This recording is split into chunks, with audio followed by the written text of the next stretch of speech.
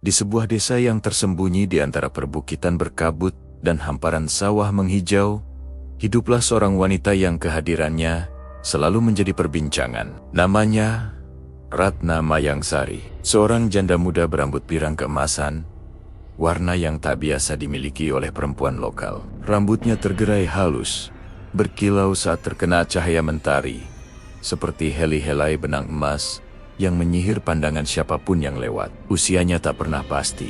Orang-orang desa berkata, ia telah menjanda sejak 10 tahun lalu. Namun anehnya, wajahnya tak pernah berubah. Kulitnya mulus bagai porselen, pipinya merona merah jambu alami, dan matanya berbinar seperti gadis yang baru melewati usia 20. Bahkan anak-anak desa yang dulunya kecil, kini telah dewasa dan menikah. Namun Ratna tetap terlihat seperti dulu, cantik, segar, dan memesona, seolah waktu enggan menyentuhnya. Ia tinggal di rumah tua bergaya kolonial di pinggir desa, di bawah rindang pohon-pohon randu yang tinggi menjulang. Setiap pagi, ia akan menyapu halaman rumah dengan kebaya tipis warna pastel yang menempel lembut di tubuhnya. Wangi bunga melati selalu menyelimuti tubuhnya, membuat siapapun yang melintas di depan rumah itu tak kuasa menahan pandangan. Bahkan lelaki-lelaki desa yang biasanya cuek dan kasar akan mendadak sopan dan menunduk hormat saat berpapasan dengannya. Ratna dikenal sangat ramah kepada para pria. Senyum manisnya, cara bicaranya yang lembut, dan suara merdunya yang seolah mengalun seperti nyanyian sinden membuat banyak hati pria bergetar. Namun, sebaliknya, ia tampak menjaga jarak dengan para perempuan. Ia jarang terlihat berbincang dengan ibu-ibu desa atau mengikuti arisan kampung. Kalaupun hadir, ia hanya duduk sebentar, tersenyum sopan, lalu pamit sebelum acara selesai. Para istri mulai mencurigainya. Beberapa bahkan melarang suami mereka untuk melintasi jalan depan rumah Ratna. Namun, tak satu pun bisa membuktikan bahwa Ratna melakukan sesuatu yang salah. Ia terlalu anggun, terlalu tenang, terlalu sempurna. Ada kisah-kisah yang beredar, bisik-bisik yang hanya terdengar di balik tirai rumah warga. Konon, malam-malam tertentu terdengar suara nyanyian dari rumah Ratna. Lembut, lirih, seperti suara perempuan yang sedang menidurkan bayi. Namun, tak ada yang pernah melihat Ratna mengandung, apalagi memiliki anak. Yang lebih ganjil lagi, tiap malam Jumat Kliwon, anjing-anjing desa akan menggonggong ke arah rumahnya. Beberapa warga bahkan bersumpah pernah melihat bayangan tinggi besar berdiri di belakang jendela rumah Ratna, hanya untuk menghilang seketika saat didekati. Namun semua tetap menjadi desas-desus. Tidak ada yang berani bertanya langsung, apalagi menuduh. Ratna Mayangsari tetap menjadi misteri yang memikat dan menggentarkan sekaligus. Dan malam itu, saat kabut turun lebih tebal dari biasanya, dan bulan tampak separuh tertutup awan, seorang pemuda asing tiba di desa. Dengan ransel di punggung dan tatapan penasaran, ia menanyakan arah menuju rumah Ratna. Dan sejak itulah, cerita ini dimulai. Kedung Palem bukanlah kampung besar. Jalan utamanya hanya selebar satu mobil, dikelilingi ladang jagung, rumpun bambu, dan pohon-pohon besar yang menjadi tempat bermain anak-anak setiap sore. Namun hidup di kampung itu damai dan tenang.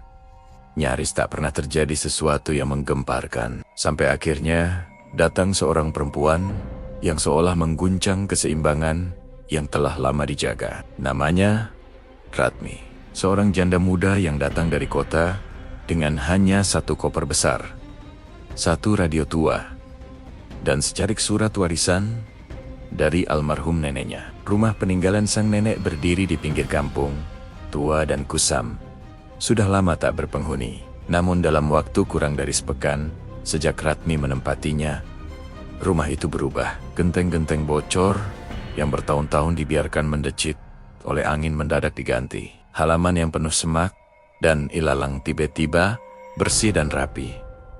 Dinding rumah dicat ulang. Bahkan jendela-jendela tua kini bersinar seperti baru. Yang membuat heran, semua itu bukan dilakukan Ratmi sendiri, melainkan oleh para pria kampung. Pak Surono, yang biasanya dikenal pelit bicara, dan hanya peduli pada ladangnya. Tiba-tiba membawa satu kaleng cat dan mengecat pagar depan rumah Ratmi. Mas Seno, pemuda paling urakan, sekedung plem, bersedia memanjat atap dan mengganti genteng bocor tanpa bayaran. Bahkan, Pak Kepala Dusun sendiri datang membawa setan dan pisang raja. Katanya, cuma mampir silaturahmi. Padahal, biasanya, ia tak pernah peduli pada pendatang. Semua itu karena Ratmi. Wajahnya manis, dengan sorot mata yang sayu, namun menyimpan pesona aneh. Tubuhnya semampai, gerak-geriknya lemah, gemulai seperti penari serimpi, dan senyum di bibirnya terasa hangat sekaligus menghanyutkan. Ia sering mengenakan daster batik tipis dengan rambut panjang digelung santai, dan saat sore tiba, ia akan duduk di bangku depan rumahnya, menyanyi sambil memutar radio tua peninggalan neneknya. Lagu-lagu yang dinyanyikannya bukan lagu modern, melainkan tembang-tembang Jawa lama dengan nada lembut dan nada yang menggugah. Suaranya jernih, merdu, seperti alunan gamelan yang mengalun dari dalam mimpi. Lelaki yang mendengar, bahkan yang awalnya hanya lewat, seringkali berhenti sejenak, hanya untuk duduk diam, mendengarkan, dan menatapnya dari jauh. Namun, apa yang disambut kagum oleh kaum pria, ditanggapi dengan penuh curiga oleh para perempuan. Mulut-mulut, ibu kampung mulai berbisik-bisik di belakang. Itu perempuan kota nggak tahu diri, kata Bu Darmi saat berkumpul di pos ronda. Baru datang, udah menggoda laki orang. Iya, si Seno sekarang jarang pulang, katanya mau bantu-bantu di rumah Ratmi. Ngapain coba? Dulu disuruh nyapu rumah sendiri aja. Males, sambung Bu Murni dengan suara setengah berbisik tapi sengaja dikeraskan. Perempuan begitu biasanya punya isi loh. Jangan-jangan dia bawa sesuatu dari kota, gumam seorang ibu yang lebih tua.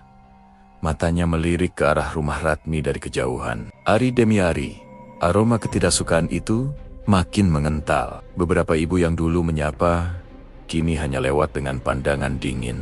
Anak-anak dilarang bermain di dekat rumah Ratmi. Bahkan warung Busari, yang dulu jadi tempat berkumpul ibu-ibu, kini jadi arena diskusi penuh bisik-bisik tak mengenakan tentang si janda kota.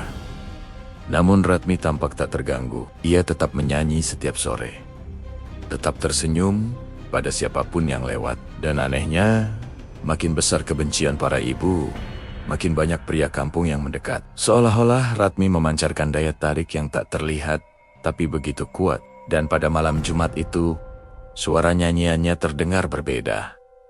Lebih lirih, lebih sendu, namun juga lebih menggoda. Bahkan, beberapa pria yang sedang ronda malam mendadak melamun. Salah satu dari mereka, Pak Margo, mengaku melihat bayangan perempuan menari perlahan di bawah cahaya bulan. Meski saat itu halaman rumah Ratmi terlihat kosong dari jauh. Gedung Pelem belum tahu bahwa apa yang mereka alami barulah permulaan. Karena Ratmi bukan hanya seorang janda kota yang pulang kampung.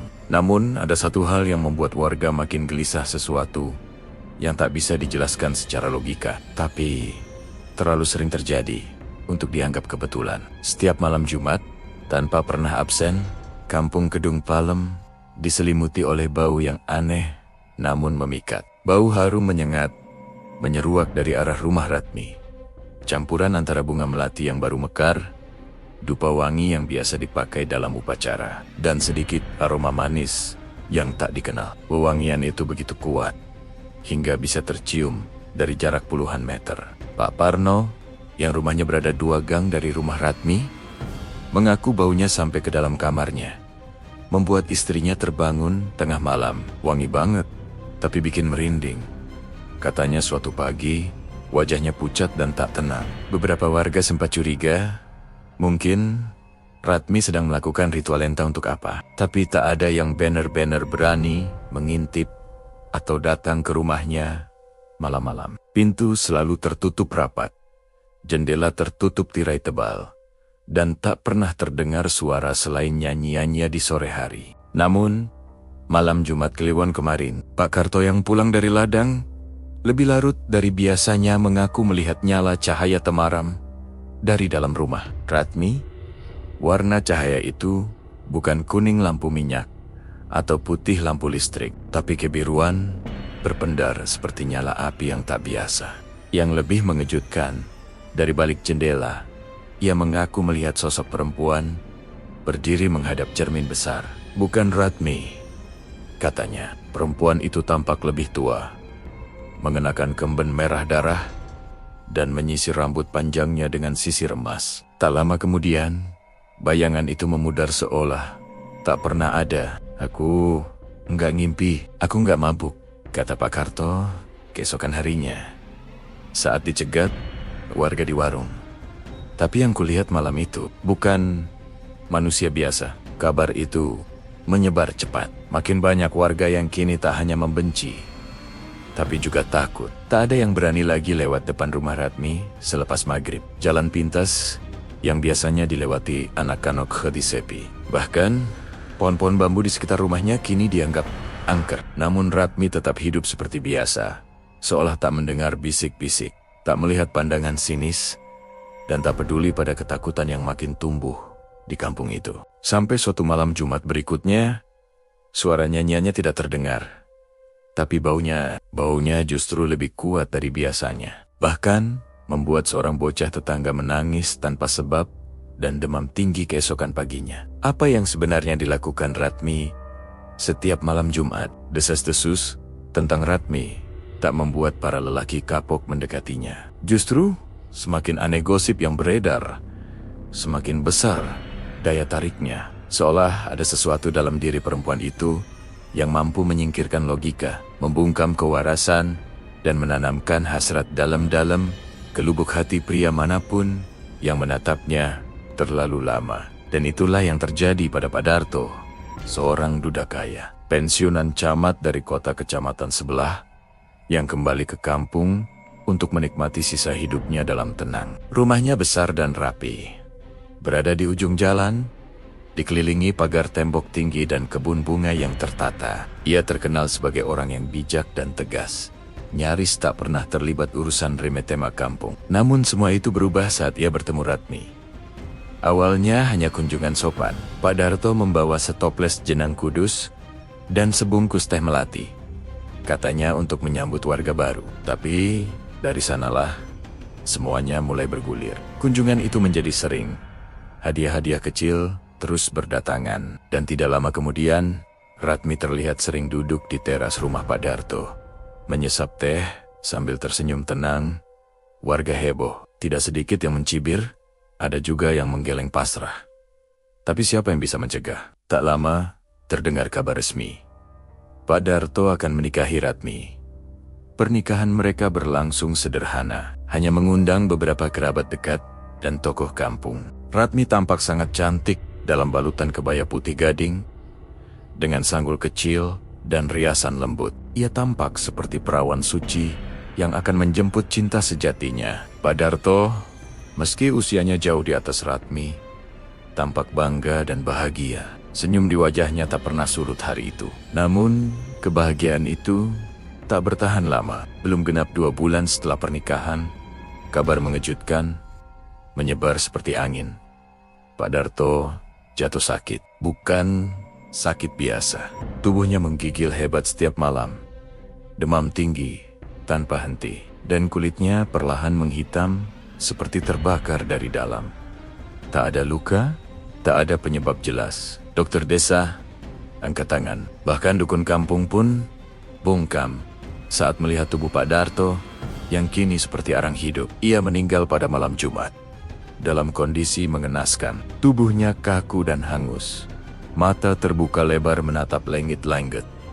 Seolah-olah ia melihat sesuatu yang mengerikan di detik-detik terakhirnya. Saat warga menjemput jenazah, Ratmi berdiri di ambang pintu dengan gaun tidur hitam yang panjang, menjuntai hingga lantai, rambut tergerai, dan wajahnya pucat pasi. Tapi saat pemakaman berlangsung, Ratmi menangis dengan begitu meyakinkan. Air matanya mengalir deras.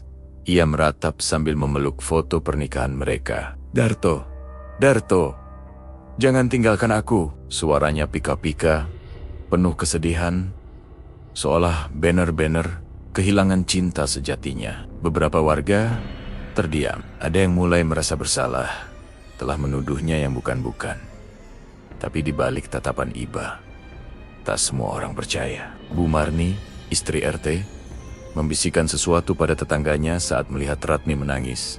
Itu air mata ular, menangis di luar. Tapi dalamnya dingin kayak batu nisan yang lebih ganjil. Setelah jenazah Pak Darto dikuburkan, beberapa orang mencium kembali bau wewangian menyengat dari rumah Ratmi.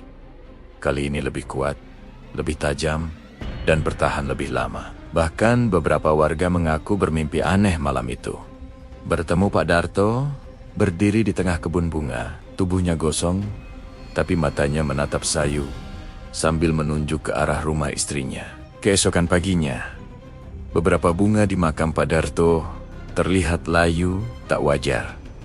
Padahal baru semalam ditanam. Di sisi batu nisannya, tampak garis gosong seperti bekas api yang menghitamkan tanah. Warga Kedung Plum belum selesai membicarakan kepergian mendadak Pak Darto, ketika sebuah kabar baru kembali mengguncang kampung yang kian gelisah itu.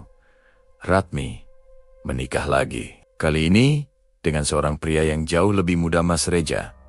Kurir paket yang biasa lalu lalang ke rumah Ratmi hampir setiap hari. Awalnya hanya antar paket, kemudian sering mampir sekadar mengobrol, lalu terlihat semakin akrab. Bahkan beberapa warga melihat Reja membantu membersihkan halaman rumah Ratmi. Mengenakan sarung dan kaos oblong, seperti sudah merasa menjadi bagian dari rumah itu. Sebagian warga terkejut. Sebagian lagi hanya menggeleng pelan. Namun yang paling mengejutkan, bukan pernikahannya, melainkan apa yang terjadi setelahnya. Belum sampai 1 bulan, Mas Reja jatuh sakit secara tiba-tiba. Tubuhnya melemah, sering menggigil di malam hari, dan kulitnya tampak kehitaman seperti mengering dari dalam. Sama seperti Pak Darto. Sama seperti luka bakar. Tapi tanpa luka. Reja sempat dibawa ke rumah sakit di kota. Tapi dokter bingung. Tak ada diagnosis pasti. Tak ada infeksi. Tak ada gejala medis yang jelas. 3 hari setelah itu, Mas Reja menghembuskan napas terakhirnya dalam kondisi mengenaskan. Tubuhnya kaku, matanya terbuka, dan dari mulutnya keluar darah berwarna kehitaman, kental seperti getah pohon tua. Ratmi kembali menangis di pemakamannya. Air matanya jatuh ke atas batu nisan yang masih basah tanahnya. Ia mengenakan kebaya hitam dan kerudung tipis. Suaranya serak, namun tetap merdu saat ia berdoa. Bahkan ada yang merasa iba, menyebutnya perempuan malang yang ditinggal mati 2 suami berturut-turut. Namun tidak semua orang percaya pada nasib. Beberapa mulai mencium pola, dan benar saja pola itu terus berulang. Tak sampai 2 bulan setelah Reja meninggal, Ratmi kembali dekat dengan seorang pria lain. Kali ini seorang pemuda perantau yang bekerja di bengkel sepeda motor. Tinggal di kos-kosan belakang pasar. Belum ada yang tahu pasti namanya, tapi warga melihatnya keluar masuk rumah Ratmi, dan tak lama kemudian mereka menikah diam-diam.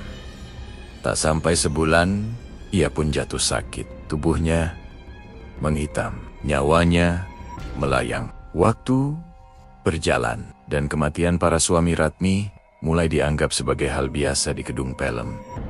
Biasa bukan karena warga tidak takut, tapi karena mereka sudah terlalu sering melihat kejadian itu berulang. Seperti potongan skenario kelam yang terus diputar ulang dengan aktor berbeda dan akhir yang sama. Tapi di antara kabar duka yang terus bergulir, ada satu hal yang makin menyita perhatian warga.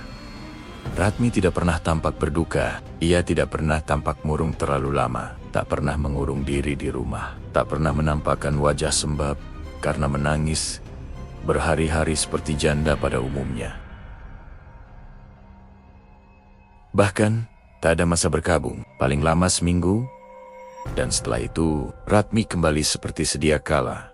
Anggun, ceria, dan tetap memesona. Kehidupannya berjalan terus, nyaris seperti tak pernah kehilangan apa-apa. Malah, seiring waktu, ada sesuatu yang ganjil yang disadari warga. Ratmi justru makin makmur. Setiap kali suaminya meninggal, tak lama setelah itu, rumahnya semakin berubah. Dulu rumah tua peninggalan neneknya hanya direnovasi sederhana. Tapi kini, dindingnya diplester mulus, dicat krem kemasan. Jendela diganti model kaca patri, dan pagar kayu yang dulu lapuk diganti dengan besi tempa yang megah.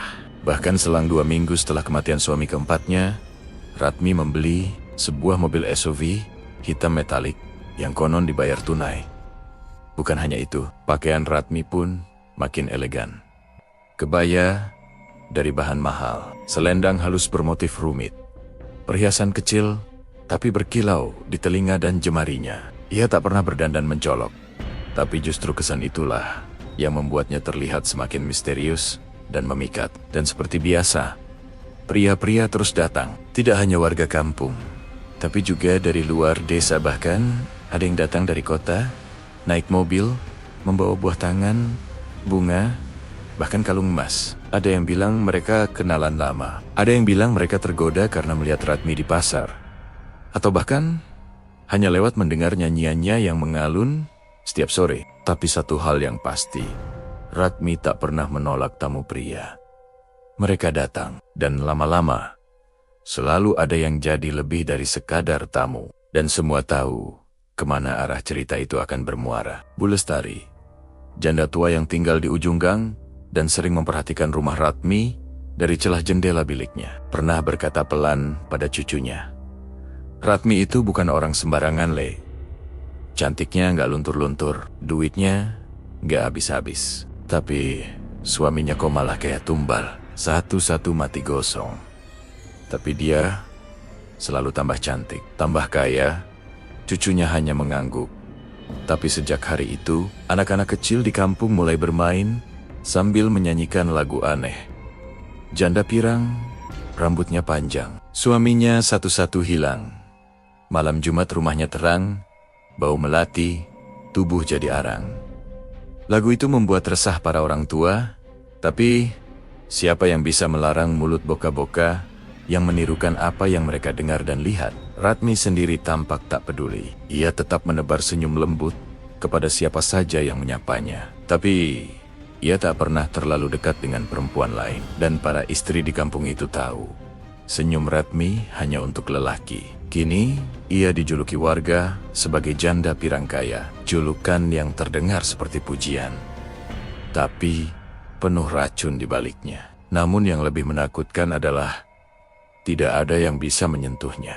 Tak ada yang bisa membuktikan bahwa ia bersalah. Tidak ada laporan polisi, tidak ada dakwaan. Bahkan, keluarga para korban pun bungkam. Sebagian pergi dari kampung, sebagian lagi seperti kehilangan ingatan.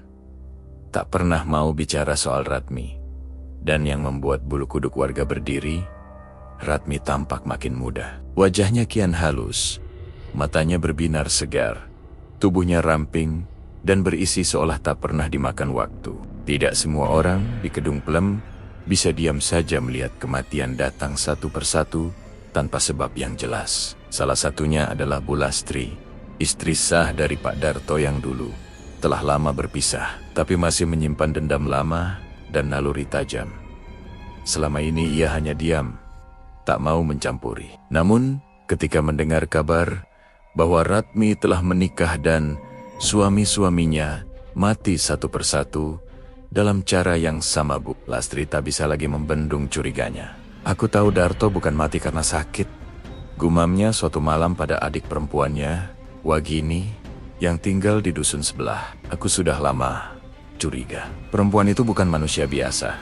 Wagini, yang lebih muda dan dikenal punya sedikit rasa, keturunan dukun dari pihak ibu, tidak menertawakan ucapan itu. Ia malah memandang serius wajah kakaknya yang berkerut, namun menyimpan bara dendam. "Kau mau aku lihat dari dekat?" tanya Wagini pelan. Bu Lastri mengangguk mantap. "Kau orang yang tepat, tapi hati-hati. Jangan biarkan dia tahu." Malam itu, malam Jumat Kliwon, Wagini menyusup ke kebun belakang rumah Ratmi. Dari balik semak-semak, ia bisa melihat sebagian rumah itu. Jendela kamar utama terbuka separuh.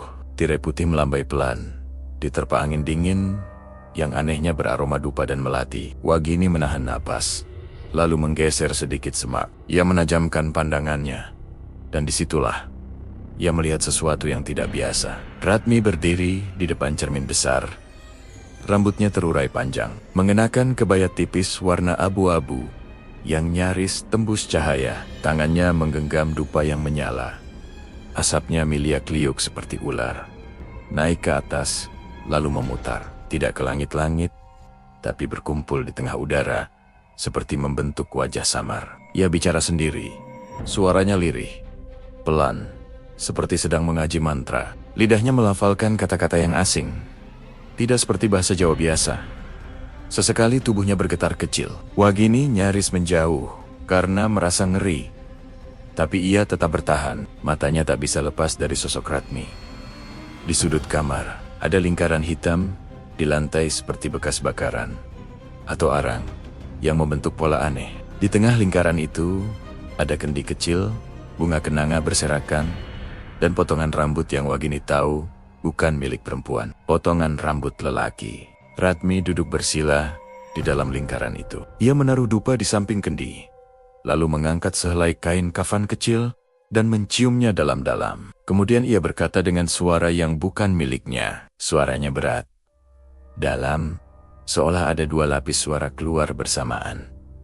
Tumbalku sudah cukup. Tubuhku tetap muda. Kini, aku minta pengganti. Sebelum malam purnama, Wagini menjerit dalam hati. Kakinya gemetar. Ia merasa seperti sedang menonton sesuatu yang tidak boleh dilihat manusia biasa. Udara di sekitarnya menjadi berat. Dan sesaat ia merasa ada yang menatap balik ke arahnya dari dalam rumah, meski Ratmi belum bergerak. Ia buru-buru mundur pelan-pelan, menahan napas, lalu berlari pulang tanpa menoleh lagi. Keesokan harinya, Wagini datang ke rumah Bulastri dengan wajah pucat dan tubuh gemetar. "Apa yang kamu lihat?" tanya Bulastri cemas. Wagini menjawab dengan suara parau. "Bukan cuma perempuan biasa, Mbak Q. Dia punya perjanjian. Rumah itu sudah jadi tempat pemujaan. Dan korban terakhir belum datang." Bulastri terdiam. Matanya menyala. "Aku harus selesaikan ini sebelum ada lagi yang mati." Dan sejak hari itu, Bulastri mulai bergerak diam-diam. Ia mendatangi seorang kiai sepuh yang tinggal di lereng gunung, membawa selembar foto Ratmi dan secari kain dari rumah Pak Darto. Ia tahu, ini bukan lagi urusan janda rebut suami. Ini sudah menjadi perang antara dunia terang dan gelap. Rumor itu tidak datang sekaligus. Ia merambat pelan seperti air meresap ke tanah. Mulanya hanya bisik-bisik lirih di dapur-dapur sempit para ibu kampung, lalu menyebar lewat pasar, lewat tukang jamu keliling, lewat mulut para penjajah gorengan, dan buruh cuci yang berkumpul di sumur belakang. Ratmi itu ndak beres, katanya, memelihara jin peliharaan. Tiap nikah, suaminya jadi tumbal, biar makin kaya. Kalau bukan pesugihan, mana bisa janda kok makin hari makin mewah. Mobil, rumah, kebaya, perhiasan, duit dari mana? Cerita-cerita itu, walau tanpa bukti, terasa sangat masuk akal bagi mereka yang sudah lama mengamati perubahan hidup Ratmi. Semua kejanggalan yang sebelumnya hanya dipendam dalam dada, kini tumpah menjadi gosip yang menggumpal. Dan lama-lama mulai menyeret nama-nama dukun, jin, hingga makhluk halus. Jinnya perempuan tua, tinggal di cermin besar di kamarnya, kata salah satu ibu yang mengaku pernah mimpi masuk ke rumah Ratmi. Bukan perempuan tua, kata suamiku. Jin itu hitam, tinggi, matanya merah. Dia yang ambil nyawa suami-suaminya Ratmi. Timpal ibu yang lain sambil mengelap tangan dengan celemek. Semua percaya, sebagian ragu Sebahian, tapi tak ada yang bener-bener berani menyelidikinya. Sampai suatu hari, gosip itu meledak, seperti api menyambar jerami. Seseorang tak jelas siapa menuliskan dengan spidol merah besar, di tembok dekat balai desa, "Janda pirang pemelihara tumbal." Tulisan itu langsung menarik perhatian warga. Beberapa ibu-ibu merasa takut. Beberapa anak muda justru penasaran. Tapi tak lama kemudian, perangkat desa datang dan menghapus tulisan itu, menyapu dinding dengan cat putih sambil berkata, "Itu fitnah. Jangan percaya. Bu Ratmi sudah menyumbang pembangunan masjid. Orang baik, bukan sembarang perempuan." Lalu muncullah suara-suara yang mencoba menenggelamkan rumor itu. Ibu-ibu itu cuma iri karena Ratmi cantik, kaya, dan disukai banyak lelaki. Biasa, kalau janda hidupnya bahagia, dibilang pesugihan. Kalau benar ada jin, kok ndak ada yang lihat langsung? Dan anehnya, setelah itu, rumor pun perlahan menghilang, seperti ditiup angin. Hilang begitu saja, tak ada yang mau bicara lagi. Namun beberapa warga mulai merasa tidak nyaman. Mereka sadar, bukan hanya gosip yang lenyap, tapi juga orang-orang yang pernah terlalu keras membicarakan Ratmi. Ada yang tiba-tiba sakit keras, ada yang rumahnya terbakar, ada yang kehilangan kesadaran dan bicara sendiri, menyebut nama-nama asing dalam mimpi. Bu Partini, yang paling sering menyebar cerita soal Ratmi, kini duduk termenung di serambi rumah. Tatapan kosong. Suaminya bilang, sejak malam Jumat kemarin, ia hanya bisa berbisik pelan, mengulang-ulang satu kalimat, cermin. Jangan menatap cermin itu. Kembali ke rumah besar Ratmi. Segala sesuatunya tampak seperti biasa. Ia masih keluar rumah setiap pagi dengan senyum manis, membawa tas belanjaan, menyapa ramah para tetangga yang kebetulan lewat. Rambut pirangnya masih bersinar kemasan saat tertimpa cahaya matahari. Kebaya pastel yang ia kenakan seolah tak pernah sama. Selalu bersih dan harum. Tak ada yang bisa menuduhnya, tak ada yang bisa menyentuhnya. Dan di malam-malam Jumat, bau dupa dan melati tetap berembus dari rumah itu, menyusup lewat celah jendela dan pintu-pintu tertutup, mengendap di mimpi orang-orang kampung. Tapi bagi Bu Lastri, rumor yang hilang bukan berarti bahaya telah reda. Justru itu tandanya sesuatu yang jauh lebih berbahaya sedang bekerja di balik layar, menekan, mengintai, dan menjaga Ratmi dari semua sorotan yang tak diinginkan. Malam itu, kampung Kedung Pelem tampak lebih sunyi dari biasanya. Bulan pucat tergantung di langit, tertutup awan tipis, seperti kerudung kelabu. Dari kehauan, rumah besar Ratmi tampak bersinar samar. Lentera-lentera gantung di beranda menyala redup, menebarkan cahaya kuning remang yang tampak seperti lilin pemanggil arwah. Hari itu kabar gembira diumumkan. Ratmi hendak bertunangan dengan Haji Salim, lelaki terpandang di kampung. Kaya raya, masih muda, baru pulang dari Tanah Suci 2 tahun lalu. Nama Haji Salim harum di seantero desa, dan banyak ibu-ibu merasa hati mereka pecah mendengar sang Haji akan menjadi suami berikutnya dari si janda pirang itu. Namun di balik riuh syukuran kecil itu, Bu Lastri telah bersiap. Ia tidak sendiri. Malam itu, 4 perempuan tua yang dikenal pernah menjadi murid dari Kiai Sepuh ikut menyertainya. Mereka membawa bungkusan kecil berisi bunga 7 rupa, garam kasar, jarum, benang hitam, serta minyak samin yang telah dibacakan, doa-doa pemutus susuk, dan pengunci pesugihan. Kita harus lakukan ini malam ini. Kalau tidak, Haji Salim akan jadi tumbal berikutnya, ucap Bu Lastri pelan saat mereka berlutut di kebun belakang rumah Ratmi. Mereka menunggu hingga rumah mulai sepi. Sekitar pukul 1 dini hari, ketika suara jangkrik terdengar lirih dan tidak ada lagi tamu yang datang, kelima perempuan itu menyusup lewat belakang, melewati celah semek-semek, dan menyelinap lewat dapur yang tak terkunci. Anehnya, tak ada suara, tak ada tanda-tanda Ratmi di rumah. Seolah rumah besar itu tahu mereka akan datang. Begitu masuk udara, langsung berubah dingin. Angin samar seperti berputar di dalam rumah. Bau dupa yang menyengat menusuk hidung, bercampur dengan aroma anyir darah dan bunga busuk. Mereka menyusuri lantai rumah yang dilapisi kayu jati tua. Lampu minyak yang mereka bawa menari-nari pelan, membuat bayangan panjang di dinding. Sampai akhirnya, salah satu dari mereka, Mbah Darmi, berhenti dan menunjuk ke sudut ruang tengah. Di sana, lantainya beda, bisiknya. Dengan hati-hati mereka menyingkirkan karpet halus yang menutup lantai. Benar saja, ada celah kecil dengan pegangan kayu semacam pintu jebakan. Setelah dibuka dengan perlahan, terlihat tangga tua dari kayu yang menurun ke dalam kegelapan. Meski ragu, mereka turun satu persatu sambil membaca ayat-ayat pelindung. Di dasar tangga, ruangan itu terasa lembab dan dingin, dan di sanalah mereka melihatnya. Ruang rahasia berisi pakaian lelaki tergantung rapi di sisi tembok. Jas Pak Darto, jaket Reja, kemeja milik suami ketiga, keempat, dan kelima. Di ujung ruangan, ada satu peti kayu besar yang tertutup kain putih pudar. Di atasnya diletakkan dupa yang masih menyala.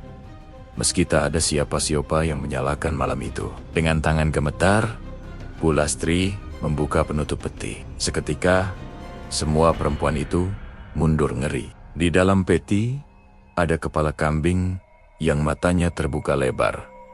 Gigi bertaring tajam, mulutnya setengah menganga. Di samping kepala itu, tergeletak boneka kain lusuh, berukuran hampir seperti bayi. Wajahnya digambar tangan, tapi sangat mirip dengan wajah suami Ratmi yang terakhir. Di dada boneka itu, tertusuk paku besi hitam yang menancap hingga tembus ke punggung. Darah mengering melingkari luka itu.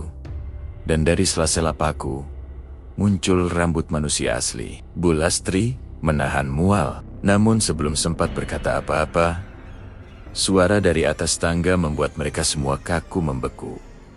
"Mencari apa, Bu?" Itu suara Ratmi. Pelan, lembut, tapi dingin dan tajam seperti belati malam. Kelima perempuan itu menoleh ke atas. Ratmi berdiri di ambang lubang lantai. Mengenakan kebaya putih seperti pengantin, rambutnya dikepang dua. Wajahnya tidak menunjukkan kemarahan, hanya senyum kecil. Seperti dewi penunggu candi tua. "Terlambat," bisiknya. "Aku sudah menandai Haji Salim. Tak ada doa yang bisa memutus ikatan yang dibuat dengan darah." Tiba-tiba, lampu minyak mereka padam serentak, lalu terdengar jeritan bukan dari mulut manusia bergaung dari balik dinding ruangan bawah tanah itu. Dan malam pun menutup halaman terakhir kisah itu. Sementara kegelapan mulai menyusun bab baru. Ratmi bukan perempuan biasa. Desas-desus soal susuk dan pesugihan memang telah lama bergulir. Tapi tak ada yang benar-benar tahu sejak kapan dan bagaimana semua itu bermula. Namun malam setelah penemuan ruang rahasia itu, Bu Lastri mendapatkan jawaban yang selama ini terkubur dari seorang kiai tua yang pernah mengenal leluhur Ratmi. Ratmi adalah cucu dari Nyi Sarinem, kata Kiai Makmun. Wajahnya menegang, tatapannya menerawang jauh ke masa lalu. Perempuan yang dulu pernah datang ke kota untuk mencari ilmu pemikat, ilmu pengasihan. Tapi yang ia temui bukan guru biasa. 25 tahun lalu, seorang gadis muda bernama Ratmi datang ke pinggiran kota dengan membawa selembar kertas berisi alamat seorang dukun sakti. Ia baru lulus SMA. Namun sudah dipenuhi ambisi. Ingin cantik, ingin kaya, ingin dikelilingi lelaki, ingin disembah dunia. Ia tak mau hidup seperti ibunya yang miskin dan dihina karena menjanda. Gadis muda itu bertemu Ki Gana, seorang dukun tua yang tinggal di dalam rumah kayu gelap yang tertutup tirai hitam. Tubuhnya kurus, matanya tajam seperti burung hantu. Ki Gana dikenal sebagai pemilik ilmu susuk, pemikat iblis, ilmu yang sudah lama dilarang karena syaratnya berat. Menukar kehidupan orang lain untuk memperpanjang pesona diri sendiri. Kau ingin cantik selamanya? Tak tua, tak keriput, dipuja laki-laki seumur hidup. Yaki, saya rela bayar berapapun, tak pakai uang. Kau harus rela menumbalkan cinta. Cinta yang datang padamu harus kau serahkan satu persatu. Itu harga keindahan yang tak mati. Malam itu, Ratmi dijadikan wadah ritual. Ia dipasangi susuk emas murni di antara gusi dan pipi, dan ditanamkan sehelai rambut iblis halus seperti benang. Tapi bila dibakar, tak akan hangus. Rambut itu diselipkan di balik yuban-yubun dengan mantra pemikat yang membungkusnya dalam aura gaib. Setiap kali kau menikah, suamimu akan jadi persembahan. Darahnya memperpanjang cahaya wajahmu. Tapi ingat, jika kau berhenti, jika kau menolak, jika susuk dicabut wajahmu, akan kembali ke wujud asli. Wujud asli itu bukan sekadar tua. Ratmi akan terlihat seperti apa adanya. tanpa topeng gaib kulit keriput. Tubuh mengering, mata cekung, dan wajah yang konon sudah lama dimiliki oleh sosok yang bukan lagi manusia sepenuhnya. Sejak malam itu, hidup Ratmi berubah. Ia tak pernah lagi menjadi gadis biasa. Tubuhnya harum melati, matanya bercahaya, senyumnya memikat. Dimanapun ia melangkah, lelaki menoleh. Bahkan tanpa berkata apa-apa, laki-laki bisa jatuh cinta hanya karena melihat matanya. Ia menikah, lalu menikah lagi. Dan setiap kali suaminya mati dan Ratmi semakin memikat. Tak menua sedikit pun. Namun ada sisi lain yang tak ia sadari. Setiap kali ia mengorbankan cinta, jiwanya semakin rapuh. Tubuh aslinya semakin tertelan dalam bayangan. Ia tidak bisa tidur di depan cermin biasa. Hanya cermin hitam dari rumah Ki Gana yang bisa menahan pantulan wajah sejatinya. Cermin itu kini tersembunyi di balik kamarnya dan hanya muncul saat malam Jumat Kliwon ketika ia melakukan ritual penyucian susuk membakar dupa dan membisikkan doa-doa ke dalam rambut iblis yang ditanam di kepalanya. Kembali ke masa kini, Bulastri mulai mengerti. Ia menyusuri catatan-catatan tua yang dulu disimpan Kiai di Langgar Tua. Dalam satu lembaran kertas usang, tertulis mantra pemanggil iblis, pemikat, dan di bagian bawahnya ada peringatan. Barang siapa menanam rambut iblis dalam kepala manusia, wajahnya tak akan dikenali Tuhan. Ia akan hidup di dua dunia, dan wajah sejatinya hanya bisa dilihat oleh orang yang tidak takut mati.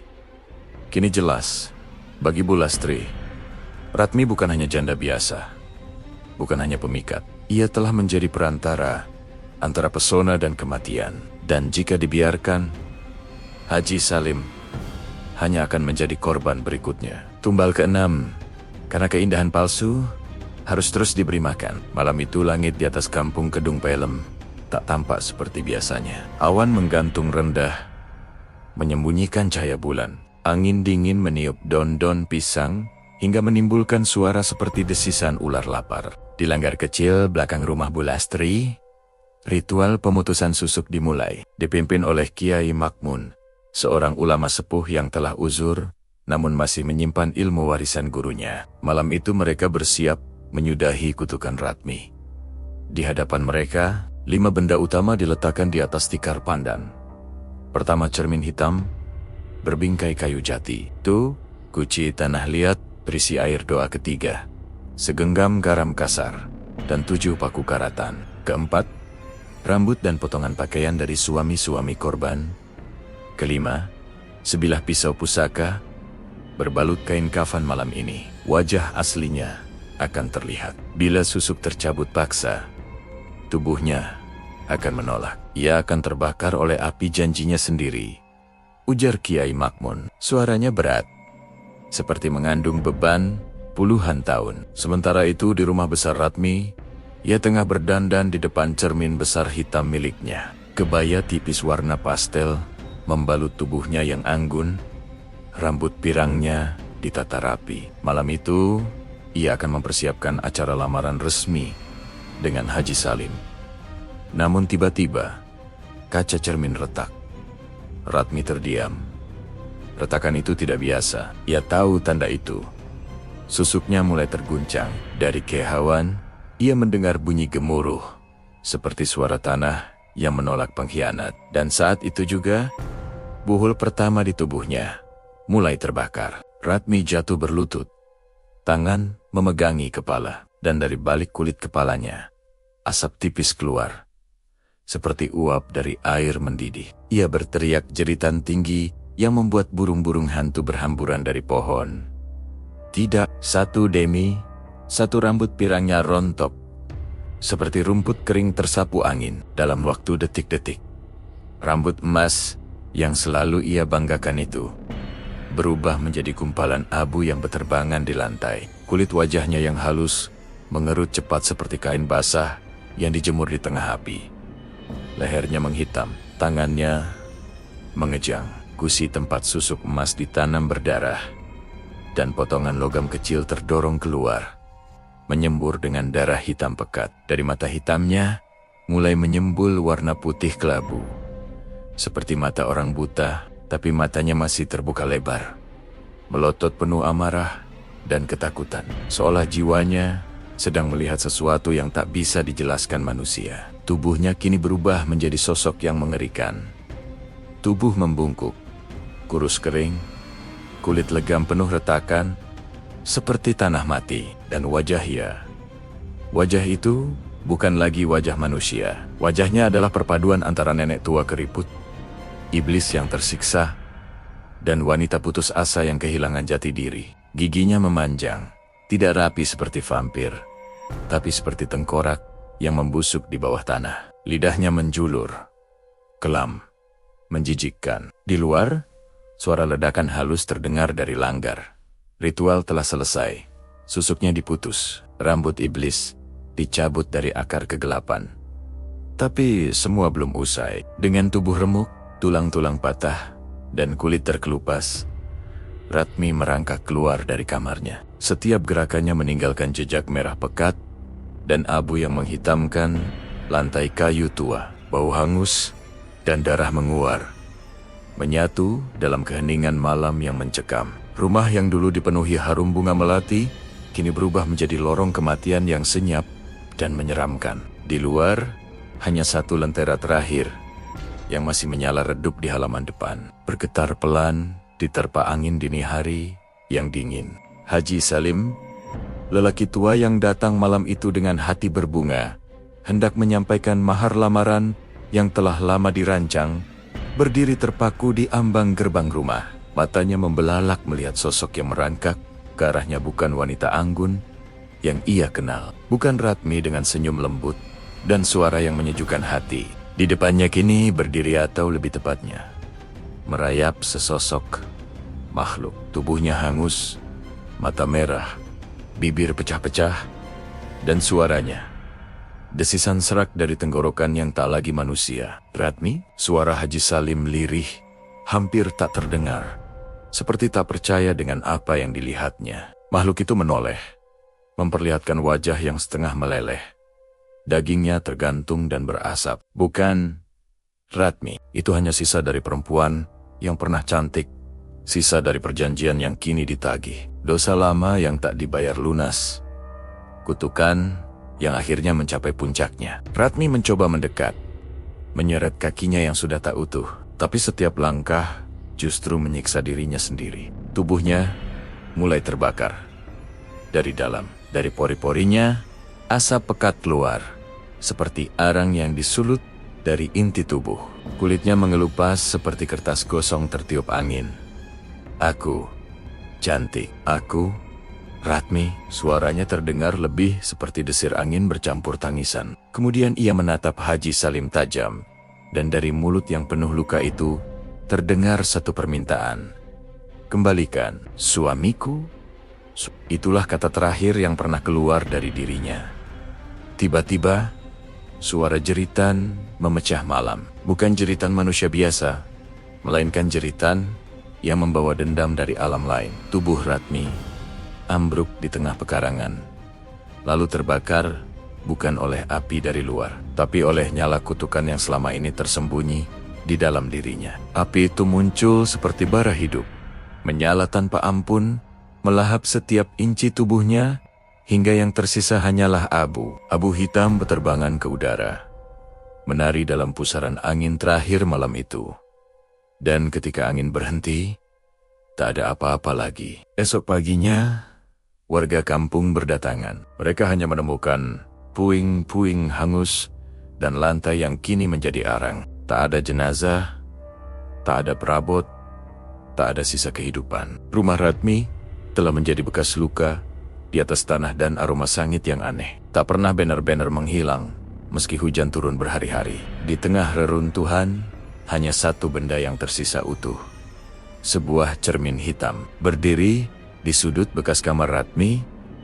Cermin itu retak tepat di tengahnya, dan jika kau cukup berani untuk menatap ke dalam retakannya, kadang di antara pantulan yang kabur kau bisa melihat sepasang mata putih, melotot, penuh dendam, menatap langsung ke arahmu dari dunia yang lain. Malam itu udara berubah menjadi begitu berat, seolah langit sendiri menahan napas. Setelah ritual pemutusan susuk berhasil, sebuah keganjilan muncul di dalam rumah Ratmi. Tepat ketika jeritan terakhirnya menggema dan tubuhnya mulai menghitam. Lantai kamar tempat ruang rahasia berada mulai bergetar pelan, lalu semakin kencang seperti jantung raksasa yang terbangun dari tidur panjang. Peti tua yang selama ini tersembunyi di balik papan lantai tempat Ratmi menyimpan boneka tumbal, kepala kambing, dan sisa-sisa suaminya bergerak sendiri, membuka dengan suara menderit yang membuat bulu kuduk berdiri. Dari dalamnya, asap hitam pekat menyembur, dan sesosok bayangan tinggi besar keluar dengan tubuh berjelaga dan mata merah menyala. Itulah jin peliharaan Ratmi, makhluk gaib yang selama ini membantu mempertahankan susuk dan kecantikannya, makhluk yang menuntut tumbal dan darah cinta sebagai pemujaan. Namun kali ini, makhluk itu tak datang untuk memberi. Ia datang untuk menagih perjanjian. Ratmi yang tersungkur setengah terbakar, meronta sekuat tenaga ketika jin itu mendekatinya. Tubuhnya diseret oleh tangan-tangan tak kasat mata menuju peti yang kini menganga, seperti mulut dunia bawah tanah yang siap menelan jiwa pendosa. Ia menjerit, tapi suaranya tak lagi merdu. Yang keluar hanya lenguhan parau seperti suara nenek tua yang tersengal kehabisan napas. "Tidak, aku belum siap. Aku belum tua," teriaknya. Matanya penuh kepanikan dan ketakutan purba. Tapi iblis itu tak peduli. Namun, sebelum Ratmi benar-benar terseret ke dalam peti kutukan, Bu Lastri muncul dengan membawa kitab doa dan sesajen terakhir, diikuti oleh Kiai Makmun dan beberapa perempuan yang telah menyiapkan ritual pembersihan akhir. Bu Lastri berdiri di depan peti sambil mengangkat kedua tangan. "Ya Allah, dengan kuasa-Mu, kami kembalikan makhluk ini ke alamnya. Kami tutup segala pintu setan. Kami bakar jembatan antara dunia kami dan dunia mereka." Suara mantra dari mulut Bu Lastri beradu keras dengan lolongan jin. Peti itu mulai bergetar hebat, dan dari dalamnya keluar jeritan-jeritan mengerikan dalam bahasa yang tak dimengerti. Jin itu mengamuk, melemparkan bayangan hitam ke sekeliling ruangan, memecahkan kaca, merobek kain, bahkan membuat dinding rumah mengelupas. Tapi doa-doa Bu Lastri tak putus. Hingga akhirnya, dengan hentakan tongkat Kiai Makmun ke lantai, dan kalimat terakhir dari doa penutup, peti itu meledak terbakar, dengan api biru menyala, menyelimuti seluruh ruangan. Jin itu meraung suara yang terdengar seperti ribuan manusia disiksa dalam satu jeritan. Lalu, seketika, semuanya sunyi. Asap menghepul, menyebar bau terbakar yang tajam dan menyengat. Rumah Ratmi menjadi hening dan kosong, seperti liang kubur. Keesokan paginya, warga menemukan Ratmi tergeletak di tengah ruang depan rumahnya yang hangus. Tubuhnya hangus seperti arang, kulitnya mengelupas, rambutnya sudah lenyap. Namun, di wajahnya yang sudah bukan manusia lagi, masih tergurat sebuah senyum tipis, senyum aneh yang justru lebih menyeramkan daripada menenangkan. Seolah ia puas, atau mungkin tahu bahwa ini belum akhir dari segalanya. Senyum itu tetap menempel, bahkan setelah jenazahnya dibungkus kain kafan dan dikubur tanpa upacara, tanpa keluarga, tanpa doa, hanya tanah yang diam dan langit yang kelam, menyambut akhir dari seorang wanita yang terlalu lama menipu takdir. Tapi satu hal membuat warga tak bisa tidur malam itu. Peti yang terbakar tak pernah ditemukan kembali. Dan sebagian mengatakan, kadang di malam Jumat Kliwon, bau dupa masih tercium dari bekas rumah itu.